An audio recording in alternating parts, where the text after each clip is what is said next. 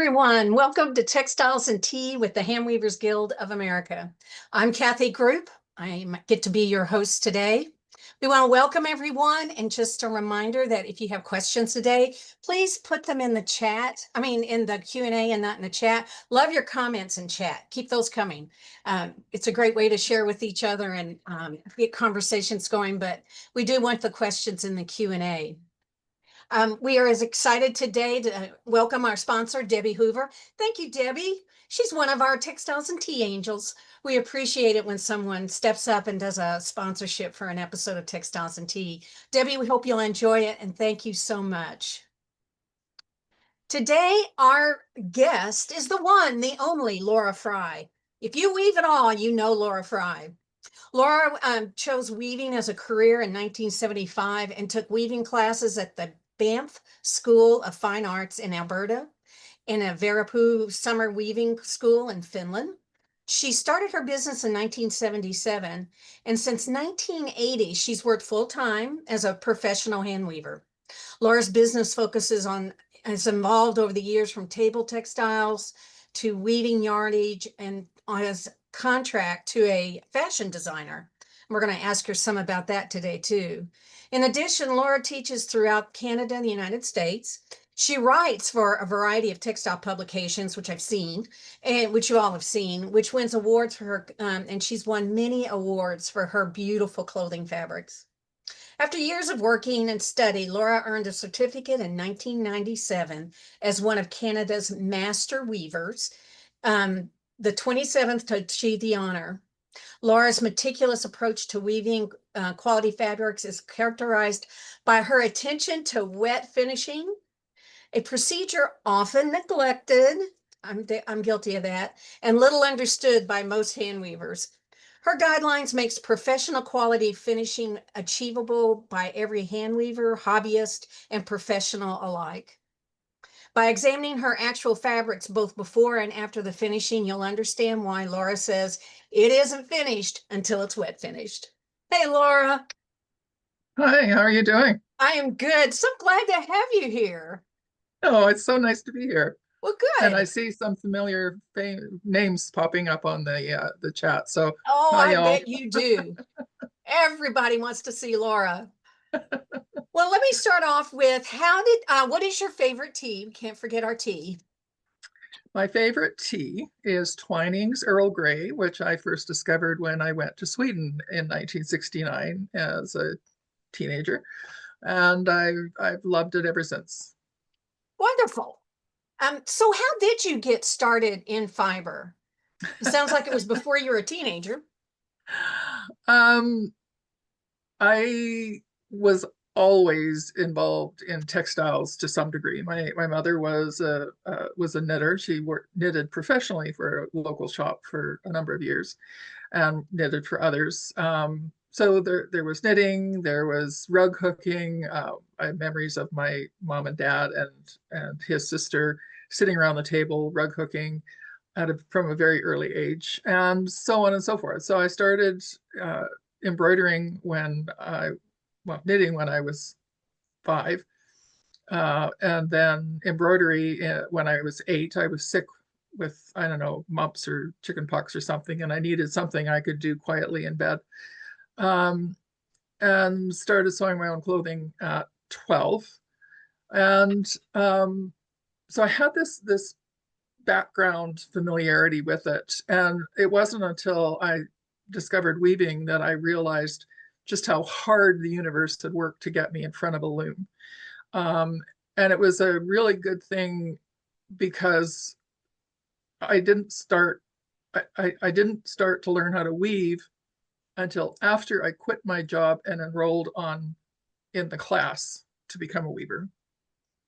And the first time I sat down at a loom, a Swedish counterbalance style loom, and I could feel that I had come home. And so it was like, oh, really good thing. I'm glad I didn't blow that decision.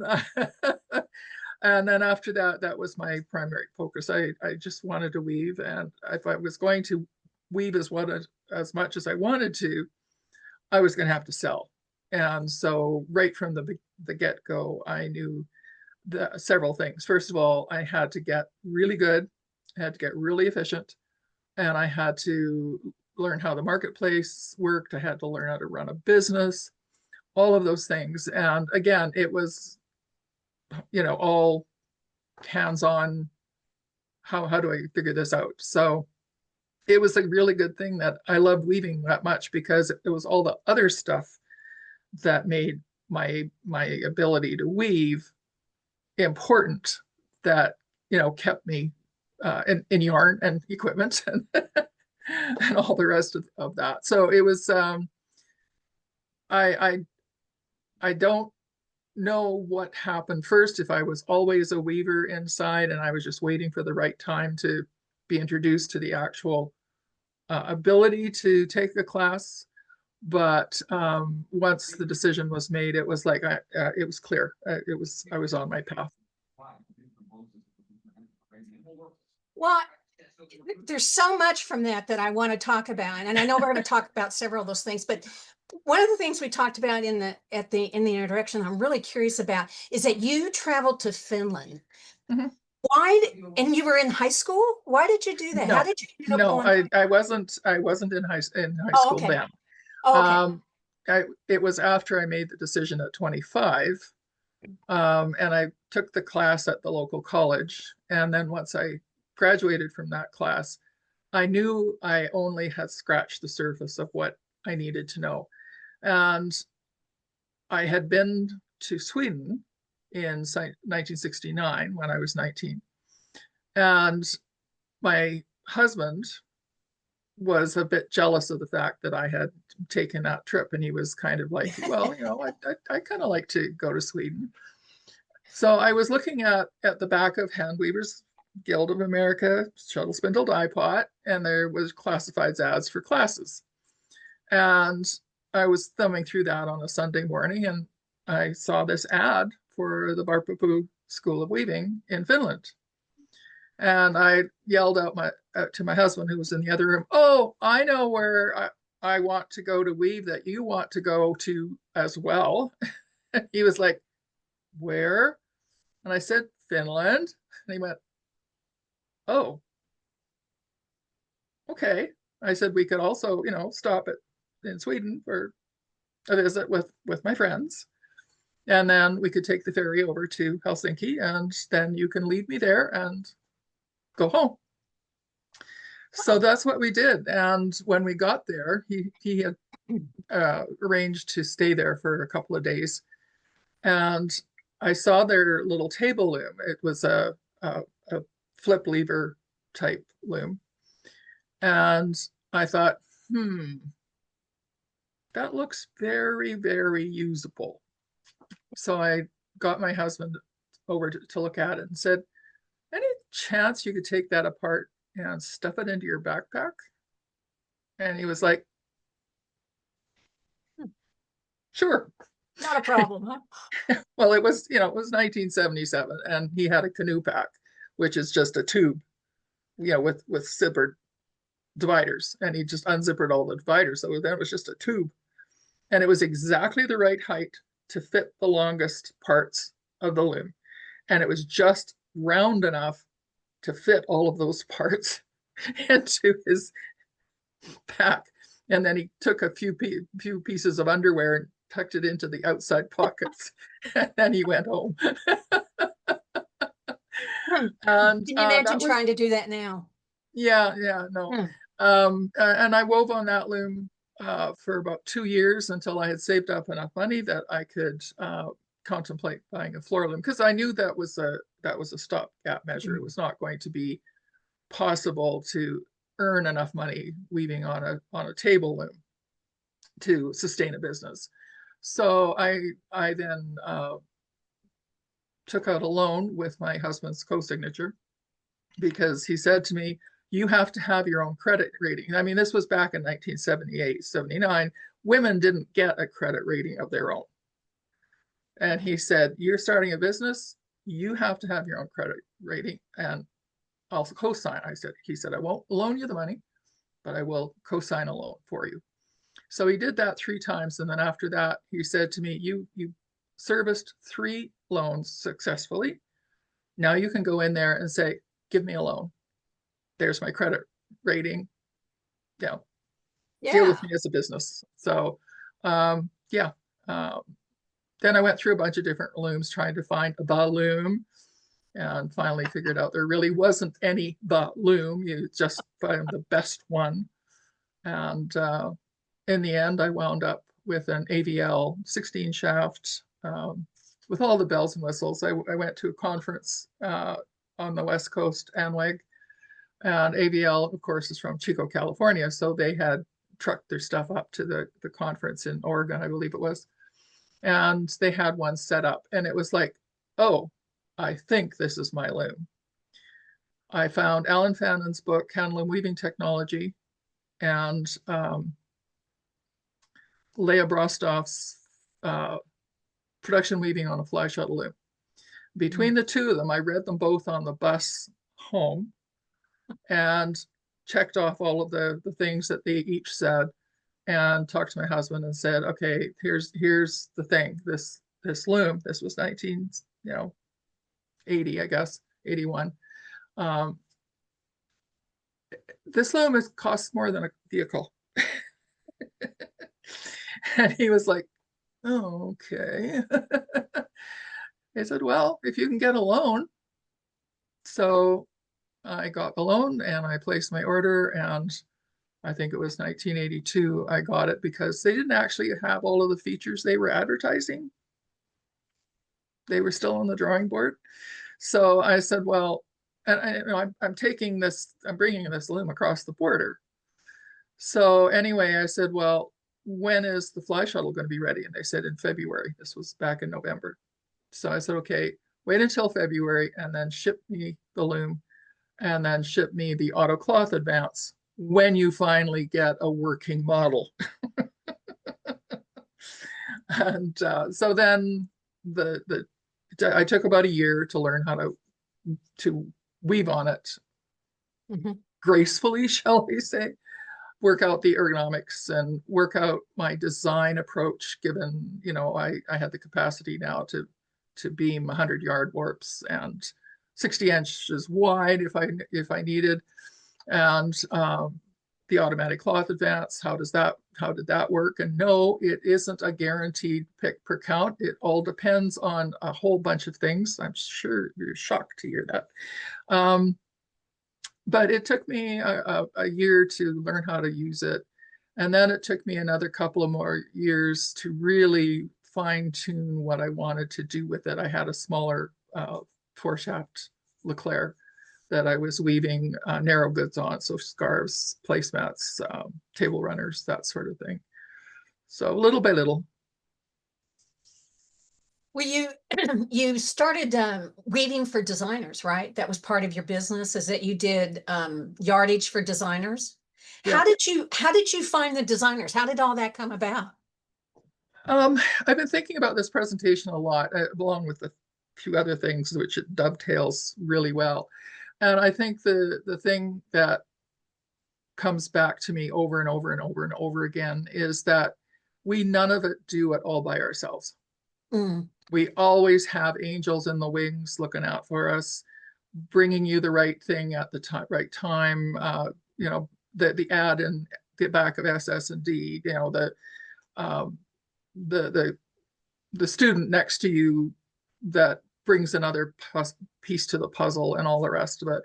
And specifically for the weaving for the fashion designer, I knew a weaver down in Vancouver who was working with the fashion designer doing some of her technical work, because the fashion designer wasn't really a weaver.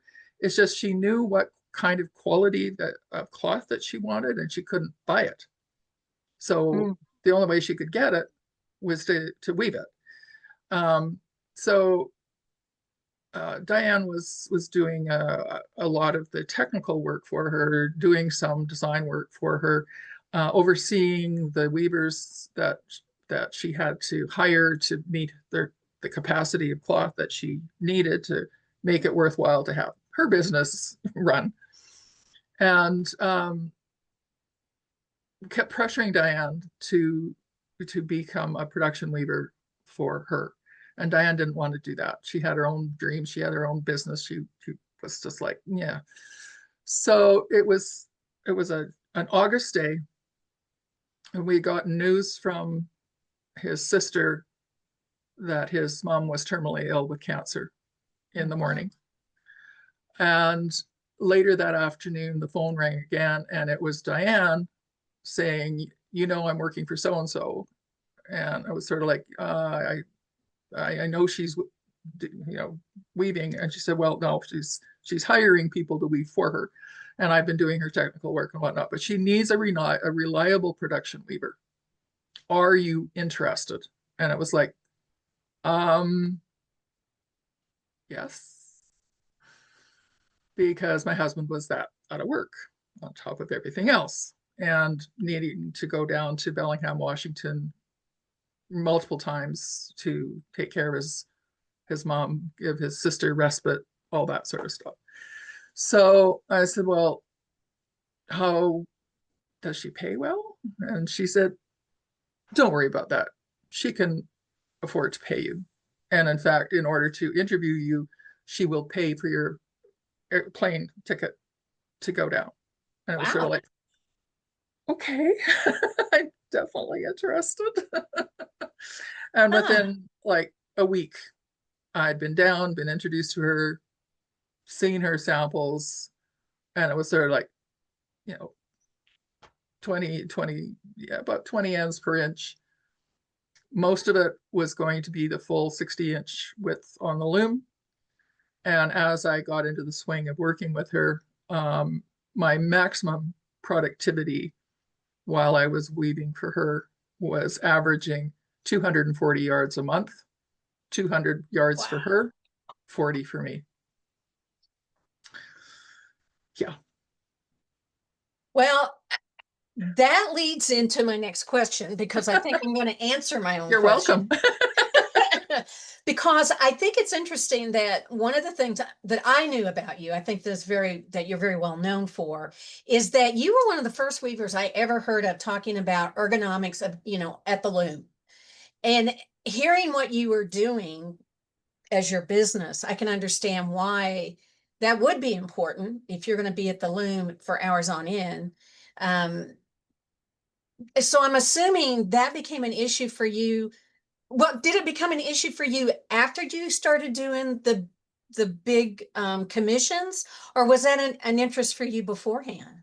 It was always an interest for me. I had a whiplash injury when I was 18, Ooh, a side to side whiplash. Plus, I had background in ballet for 5 years. And I have apparently, I didn't know the word for it at the time, but I have apparently a very highly developed proprioception, which means a high awareness of your body in time and place. And so when I started weaving, if something felt awkward, I would go, why does this feel awkward? Can I make it less awkward? Because part of removing the awkwardness from a motion is to make it more efficient. And although most people use ergonomics and efficiency to mean the same thing, I split them down into ergonomics being working well with the body and efficiency resulting from the better working of your body. Because inevitably, as you remove wasted motion from what you're doing, it takes less time to do those motions and you can become more productive. And so everything from how I tied a slip knot when I thread, I will thread a group of threads and then I take that entire bundle through and I hold the bundle in my left hand and then I hold the hook like this through my palm. So I've got my pinchers here. And then I take my finger and pull the loop through. So people hear me say that I tie up all these groups and they go, Oh, I don't want to waste my time tying knots. Yeah, but it saves me so much time slaying, and it takes me like a half a second to tie a bundle. Like it's, but whatever, do what you like. Because most weavers in the 20th and 21st century aren't weaving to make money. And if they are, it's a Mm. sideline or, that egg money or whatever. It wasn't, they're not normally putting food on the table strictly from the fruits of their loom. For my husband and I, it was 9 years of not having any income but the studio. Mm. So,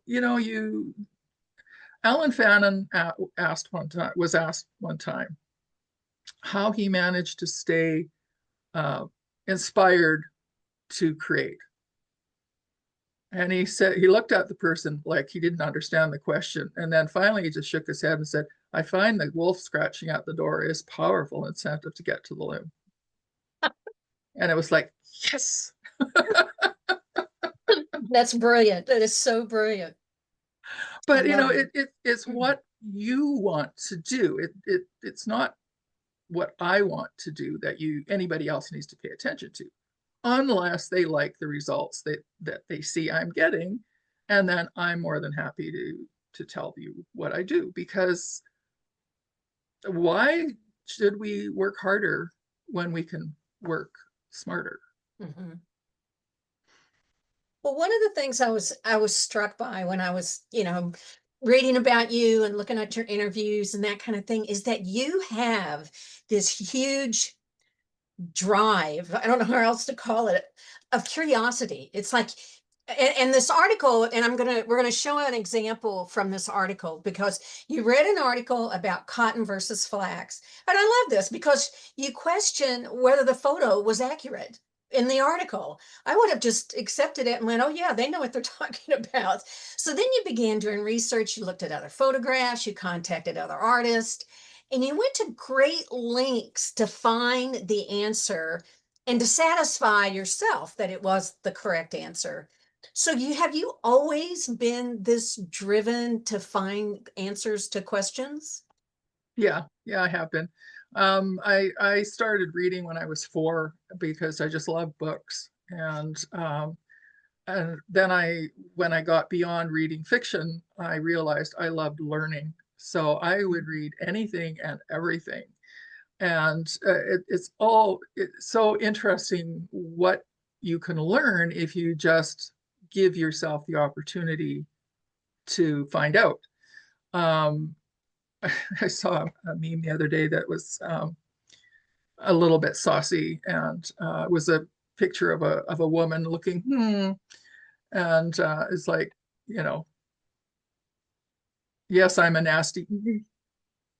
I like to find out things, and I've always wanted to find out things. Plus, my parents encouraged me to learn. They were very supportive of education, even though neither of them were particularly educated. My father never went to school because by the time he was school age, the school had burned down.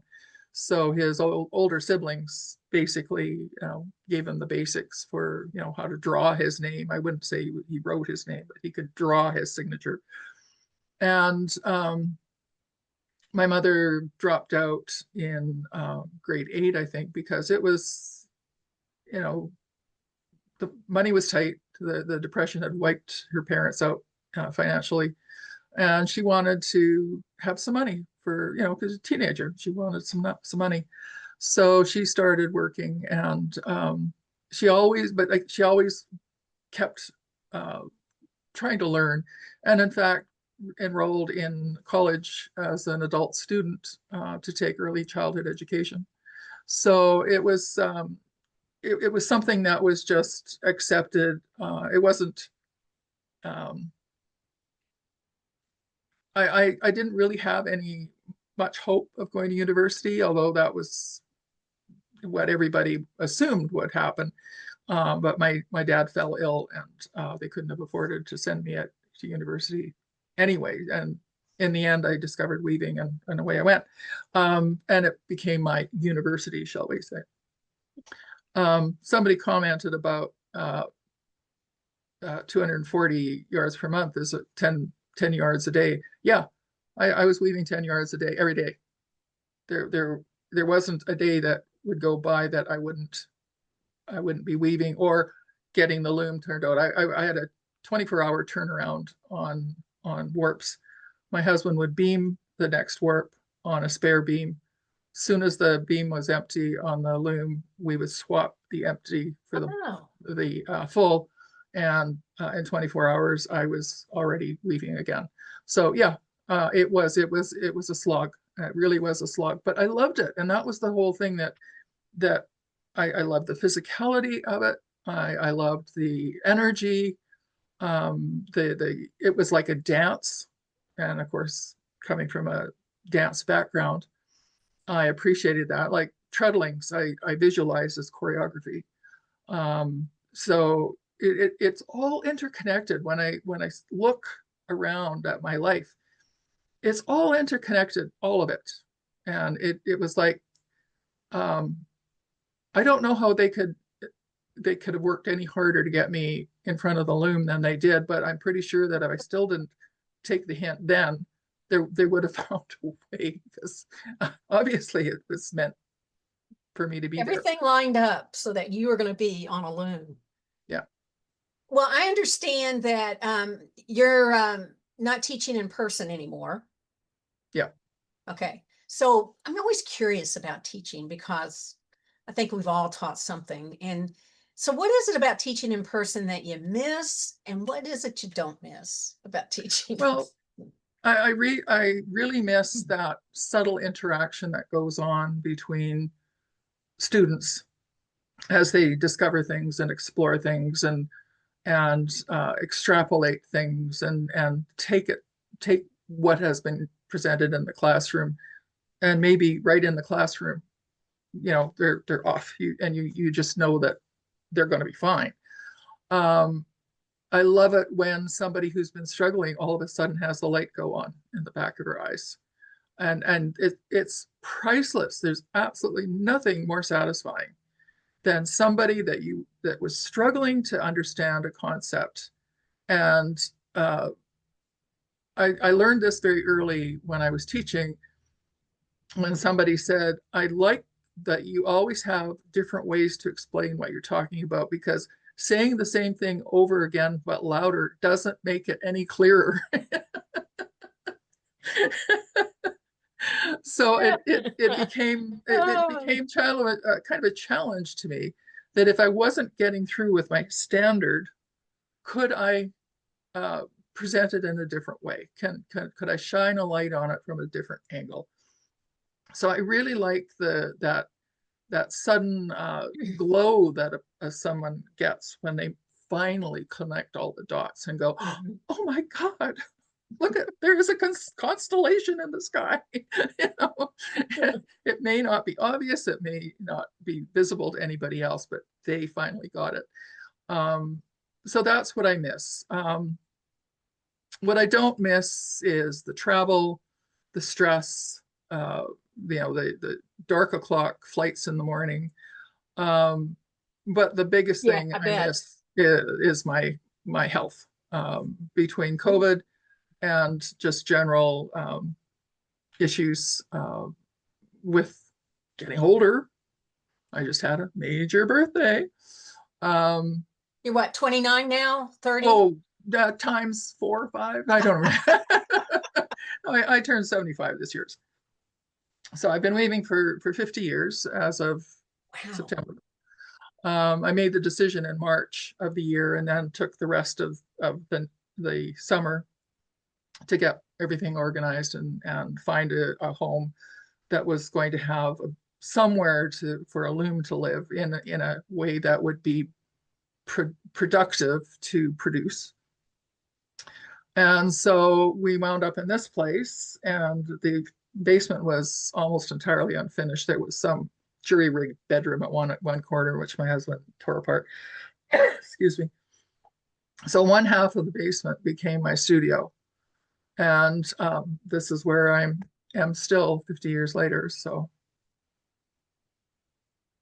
Well, you you provide so much information to weavers, and I encourage everybody to go to your website because there's just a vast amount of knowledge there. I mean, and most of it's free. There's also classes and that sort of thing. So I think we got an image from one of your websites. This is how to use the same warp in three different patterns. I believe this was a class that you either do teach or have taught at the School of Sweet Georgia. mhm. And it's so simple, but yet it's so helpful, especially for weavers who are getting away from the recipe and starting to do their own, that you can take the same warp and make three different things, you know? So what do teaching sounds like it's really important to you, but what do you get back from it? I mean, you give so much. What do you get back? Well, when I was first starting out, I asked a very experienced weaver if I could talk to her about being in the business of being a weaver. And she spent almost 2 hours with me and just shared copious, uh, just totally honest feedback about what was involved. And at the end of it, I felt guilty for taking up so much of her time, and I didn't have any money to pay her for her time. And I rather sheepishly said, well, I'm really sorry I can't afford to pay you, but thank you so much for sharing. And she looked at me and she said, I don't take money for this. I said, I just ask Oh, people to pay it forward. oh, So and you this is have my over and this is over my again. paying it forward. Yeah. Her name was Helen. I don't remember her last name anymore, but I've never forgotten her because, like I said, we don't do these things all by ourselves. Mhm. We have people assisting us all the time. Even the people who irritate you show you maybe that you need to change your approach, or you need to just learn how to say no politely and mean it. I mean, that is something. If you're running a business, you need to know how to say no to people. Still makes me feel icky when I have to do it, but there are times when I just have to say to the person, no, I'm sorry, that's not going to happen. um, and that's all part of the experience. It's been very challenging. It's been enlightening. But I wouldn't have missed this journey for the world. I'm amazed how much you've taught yourself. I mean, I think Well, I'm I a mean, little lazy. I really had, I made an effort to go to every workshop I could afford. So one of my first workshop teachers, well, Irene Waller was the first. She's a textile artist from England. She told us that Peter Collingwood was going to be doing a tour of BC the following year, and maybe our guild could hang on to their tour. And they kind of went, well, he's already doing workshops for us in Victoria. I said, well, could you ask him if he would? It's an hour flight from Vancouver here. It's not a big jump. So he came up and again learned something wonderful from him. He was describing a technique in his book on rug weaving, and he pointed out this particular technique, and he said, I really don't like what happens when I do this. And so I was weaving that particular sample, and I started doing it, and I thought, oh, I agree with him. I don't like the way it does that either. So I changed it and wove it my way. And he was so cute because he was, prowling around the room as the instructors do, looking at here, looking for problems, looking for, and he walked past my loom and I nodded him and he nodded, and then he started to walk away and he went, and his head just did this huge double look. And he took his glasses, which he had been kind of chewing on the end, and he put them on, and he wore these glasses keepers so he would look like a little bug with an antenna sticking out. So he put his glasses on and he had his nose right down onto the cloth, like just right down there looking. I was like, how did you do this? I said, well, you said you didn't like this part of it, and I agreed with you. I didn't like it either. So I just thought, well, what can I do instead? And I kind of like this. And he went, huh, okay. But I thought, what a wonderful example for somebody who is basically considered the god of rug weaving at the time, and me knowing essentially nothing about rug weaving. And he stopped and shared with my discovery and tickled him. He tickled his fancy. And I thought, I need to know, I need to remember that. I need to remember to take joy in the discovery all the time. Well, I know you all are thinking the same thing as I am, which is only Laura Fry could impress Peter Collingwood. So show Peter Collingwood something new. Only Laura Fry could do that. So I'm sure he had lots of other people. I mean, he learned from so many people. That's what a lot of his books are about, is that he was open to learn and learn from anyone who has something to teach him. So it was affirming to me. I can't, refute the fact that I'm pretty, pretty pleased that I was showing him something new. But yeah. Well, I'm also curious about your book, and I love the title because instead of saying learn how to weave or learn everything you need to know about weaving, yours was the intentional weaver, and I want you to talk some about that phrase, but how to weave better. Not how to weave, but better. And I think that's just a great approach to sharing your knowledge with others. So can you talk some about why you chose that title? Yeah, I was being a bit cheeky because it's not really grammatically correct. And I decided I didn't care. um, there are lots of how to weave books. And I mean, if somebody pays attention and takes a few classes, reads a few books, anybody can learn how to weave. It's not difficult. It is complicated, though. Yeah. And that's where the difficulty comes in, because everything depends. Like older weavers used to say, oh, well, it depends. And it was just sort of like, yeah. On what? That was me thinking. So when I started teaching, I took the opportunity to convey the complexity by starting, well, it depends, because if you do this or you do that or you do the other thing, this is going to change, that's going to change, so on and so forth. So that has been my approach to teaching almost from the beginning. I mean, it took me a while to learn how to teach. I wasn't trained in it by any means. And then I was a pretty good storyteller, and I didn't really realize that until somebody pointed it out to me. And I thought, oh, okay, well, I'll wear that badge. And we can always improve.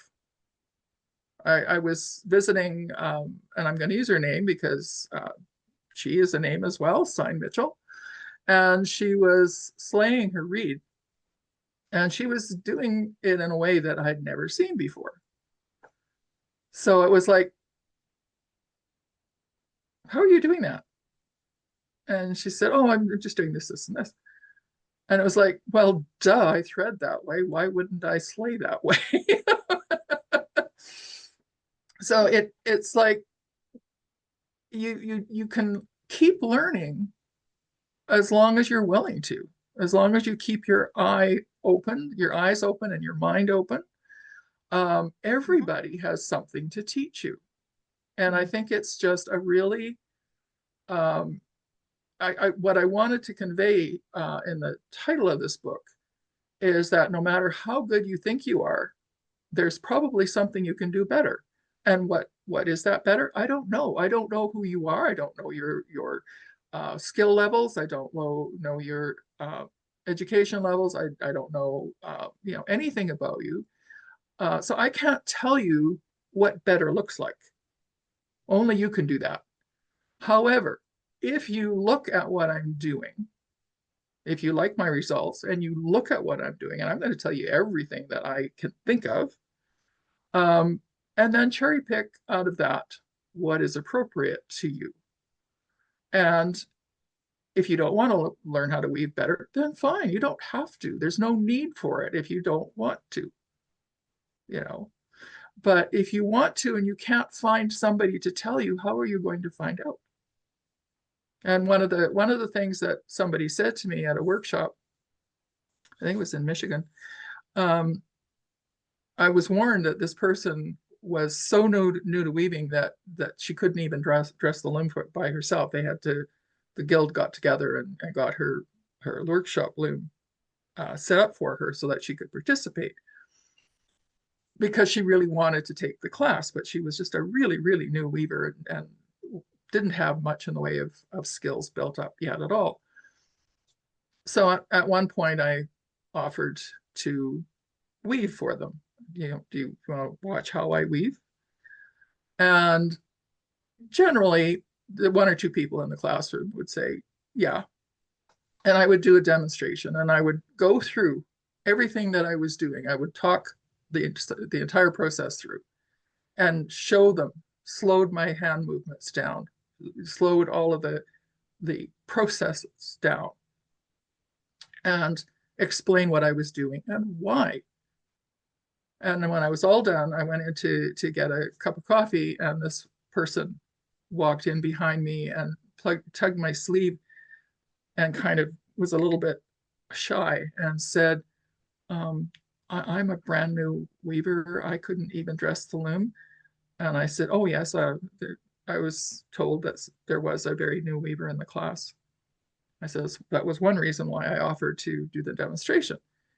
And she said, well, thank you so much. She said, I want to weave so bad and it's so painfully slow right now, but you've just shown me it doesn't have to be that way forever. Thank you. Oh, You know, that's why yeah. I do what I do, is the people who say, you helped me.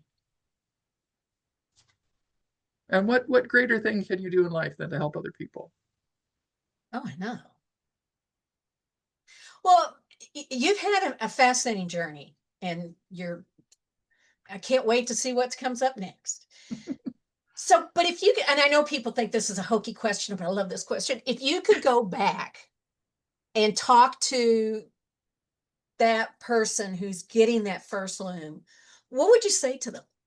What would you tell yourself back then? I don't think I could have told myself much of anything at that point.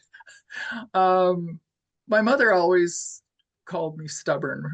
Bulldog stubborn is the phrase that she would use. Um, and once I took it into my brain to do it, um, anybody who said to me that I couldn't do it, it's like, watch me. You know, pretty much that was it. Watch me.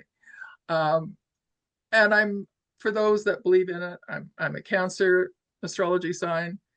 If there's an obstacle in my way, I will go around it or under it, or if I have to, I will go over it. Um, Sometimes it means building a detour to go totally around it. So there's lots of times when I've been headed in one direction and then I'll find myself over there. And then at some point it's like, oh, now it's time to go back again. So, going for the Guild of Canadian Weavers Master Weaver Certificate was partly because I didn't have any accreditations from anywhere. I think grade 12. Yeah, I had my college course, but from a tiny little college in northern BC, so who cares? It wasn't like Haywood College or whatever. So I thought, well, if I've got my Master Weaver certificate from the Guild of Canadian Weavers, at least it is a standardized test, and people will know that I know something about what I'm talking about. And so I went, and it was a point of it fulfilled a lot of different things for me, like finding out the whys and why fors. My monograph was about developing warm textiles for cold weather. And part of that process, I discovered that there is an equivalent R rating for clothing for textiles. You know, we have insulation that with an R rating. Well, textiles also have an equivalent R rating for insulation as Huh. well. Now, I couldn't afford to have that done. It was, you know, industrial testing is incredibly expensive. But on the other hand, it set me on the path of thinking about what is insulation? How do I get it? How do I encourage it? How do I make it work in a garment? Because you can make things that are very insulative, but don't bend very well. So they're Oh, not comfortable to to wear. Probably not too comfortable to weave either. So it really kind of helped me formulate my tendency to think of weaving like a disco ball. There's so many facets to it, and every facet is going to show you another little piece of the puzzle. And when you put them all together, you get this wonderful light display, and it's just marvelous. what's next for you? Well, immediately I have articles to write for WEF magazine. I'm just finishing up one, and I need to write another, and then I have more samples to weave for one that's already written. But they wanted me to go a step further in my exploration, and I sort of stopped partway because I hit my word count. But it wasn't all the way to the conclusion. So they said, "Would you do some more?" And I was like, "Yeah, sure." Of course. I'm sorry I didn't do it in the first place, but I wasn't sure. You know, it's a brand new magazine, and I'm just working with them as a new person, and I wasn't sure what their approach was going to be. And so far, it's like, yeah, dig, go ahead and dig. You know, we love people who dig. It's like, oh, I love digging. So writing, physically, I can't weave anywhere near as I used to, but then I'm not trying to sell my stuff like I used to. My productivity still outweighs my ability to sell my stuff. I used to sell quite a bit through Kofi, mostly to Americans, but of course, with things going on the way they are, everybody's feeling insecure and not comfortable spending more money than they feel they should. Um, so the writing, I'll keep writing as long as WEFT wants me to, and I don't know that I have another book in me. I've done 4 plus other short monographs over the years. Um, so I don't know. At this point, I'm at the end of my life, not the beginning. And so I guess I just wait and see what the angels come bearing gifts, drop in my lap. I don't know. Well, we have a bunch of questions, so I'm going to jump over there to these. This is a good question. This is from Brenda Keller. And Brenda, this is a good question. She said she has your Efficient Weaver DVD, but she doesn't have a DVD player anymore. So Mm. is your DVD downloadable as a download, or is there another way to watch it? I don't have the rights to that class anymore. Oh, The DVD was produced by Long Thread Media, or Interweave okay. as it was before. They do have the classes available, but I don't know if they would honor a previous purchase and a change in format due to technology changing. Mhm. But you could ask. I Yeah, don't know. so it sounds like you need to go to Long Thread and talk to them, Yeah. right? Okay. Well, somebody else is asking about your book. Your book you can get online from you. It's a download now. Or am I making that The up? well, which book? Oh, I I should I say I've should got four. clarify. Yeah.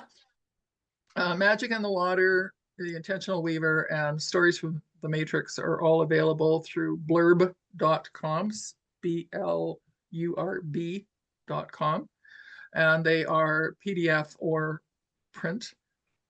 They are printed in the United States, so if our people are concerned about tariffs, there should not be any tariffs on those. Stories, a thread runs through it is a memoir of being a production weaver, and that's available on Ko-fi. It's a PDF only. Um,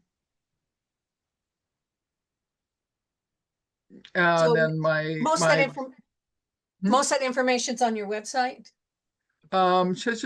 Should be on my website or on my blog. Okay. If people aren't aware of my blog, that's where I have the most free information. Your blog's amazing. And several people have commented about it in the comments.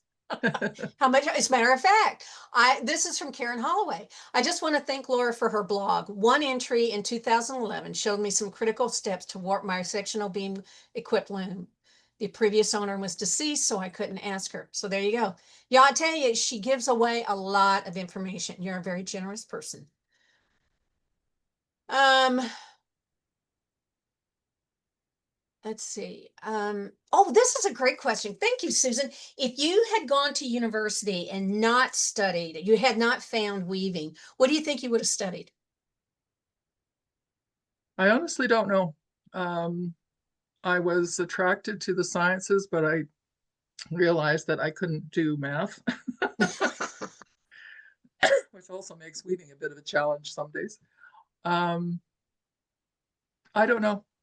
I honestly don't know. I all I knew was at the time I was not happy working in offices. I did not want to do retail work, and then I was selling my own stuff. um, if I had to do retail stuff, it had to be my own stuff. I guess I put it that way. Um, but I was interested in the sciences because, like I say, I like to know how things work. Mhm. Um, I mean, I just had a chat with my pharmacist this morning, and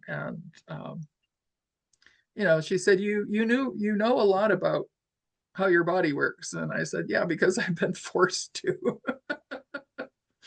but also because I find it interesting. It's like, how are we even alive anyway? We're such a complex biological system, and then some of us live into our 70s, 80s. Heck, my mother was 90 when she died. Um, oh, it's just I don't know. Well, somebody wants, this is from Terry Chipman. They want to know what's that on your ceiling behind you? That Yes. okay, that is a rail that we installed for a purpose, which was to hang repair threads from when if I had a broken warp thread, I could hang a repair thread from that, and I didn't have to jump up every 12 inches and let it more thread out. I could go right from the Hmm. ceiling down to the floor. Then I started doing using a warping valet, and it got turned into a warping valet as well.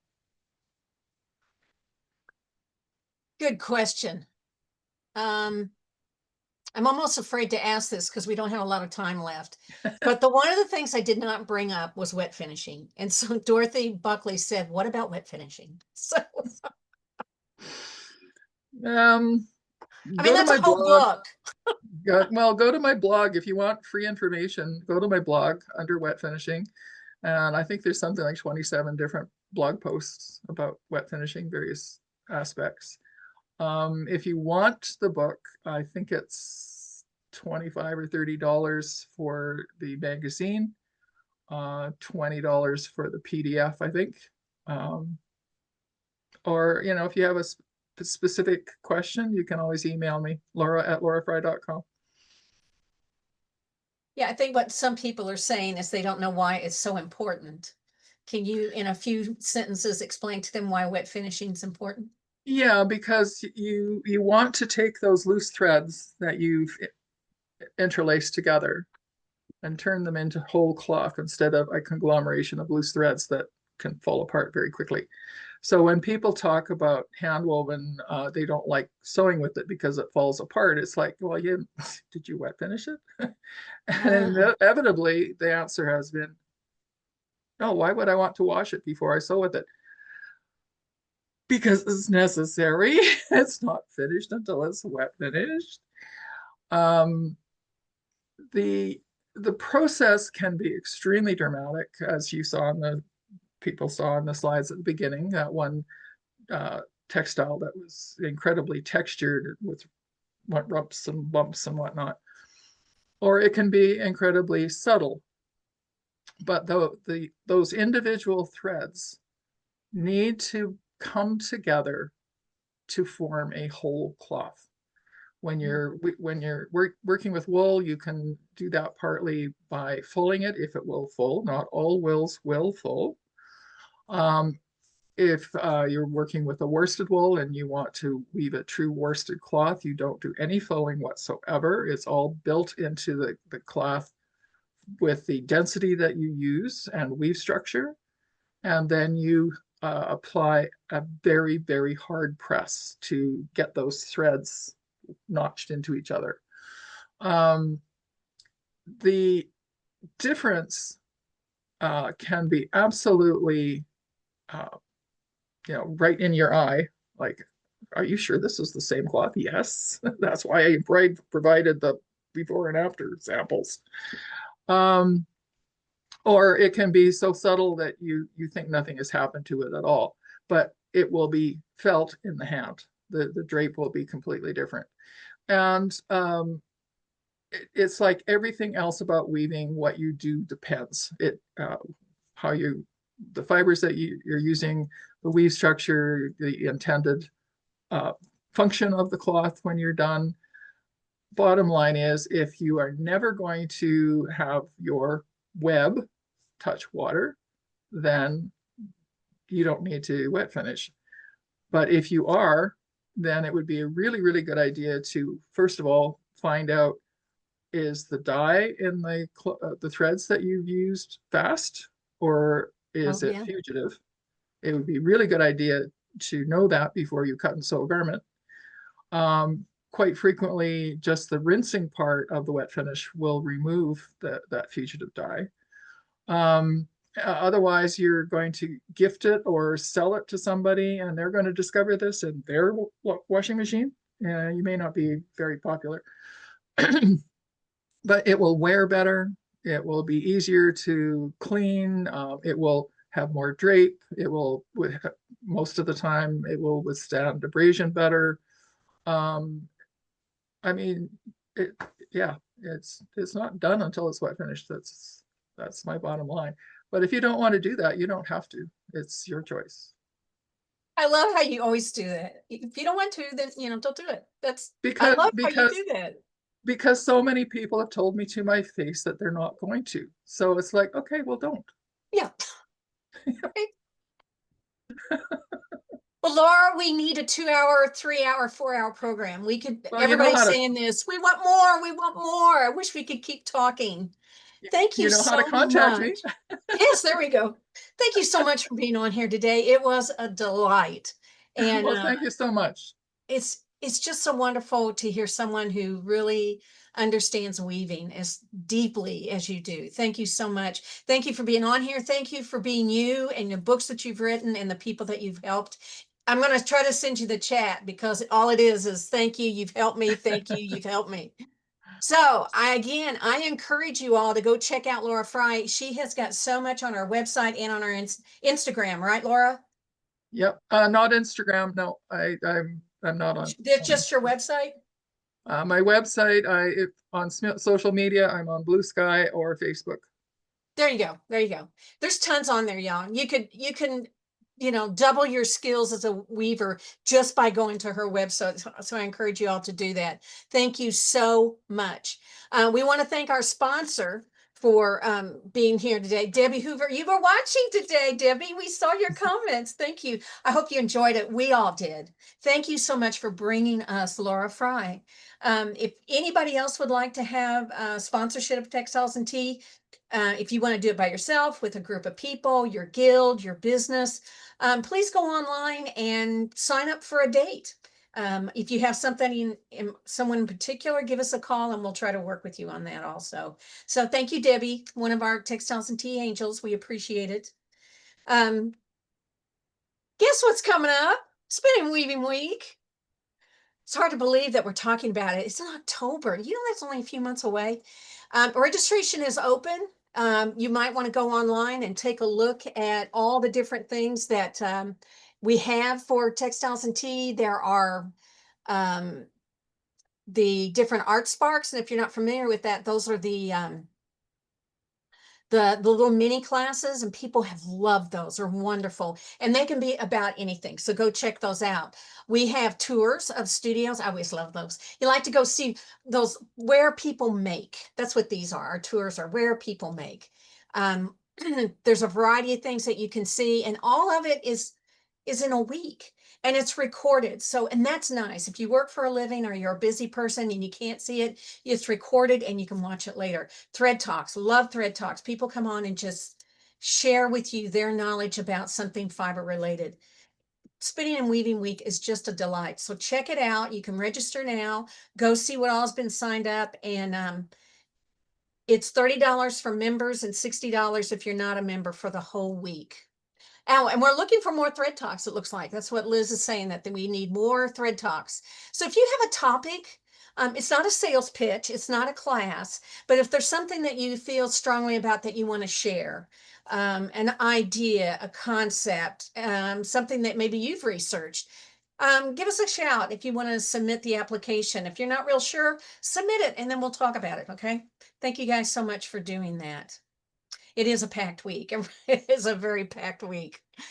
We want to thank everybody for being a member or donating. Your donations help us produce Spinning and Weaving Week and Textiles and Tea and all the other programs that we do throughout the year. But more importantly, it helps us look at what do we want to do next, because our job is to keep our membership happy. What can we do for our members? And your support helps us do that better. Please join or donate or both at weavespindye.org. If you've missed any episodes, you can watch them again on HGA's Facebook page, or you can watch it on YouTube. Just reminding people, if you've not noticed, Facebook's changed the rules now. We used to be able to keep our Facebook posts there forever, and now they're only letting us stay there for 30 days. So if you do want to watch a past episode and it's been past 30 days, you'll need to go to YouTube. And if you sign up with YouTube, if you register, you'll get a notice letting you know when a new episode's been uploaded. So check those out if you want. Hope you guys have a wonderful week. Sorry, I'm coughing here. We'll see you next week when we will have Nikhil Begay is going to be our next guest. Beautiful weaver, Navajo weaver, supplier of the churro sheep, champion of the churro sheep. Go check that out. I hope you have a wonderful week and happy tea.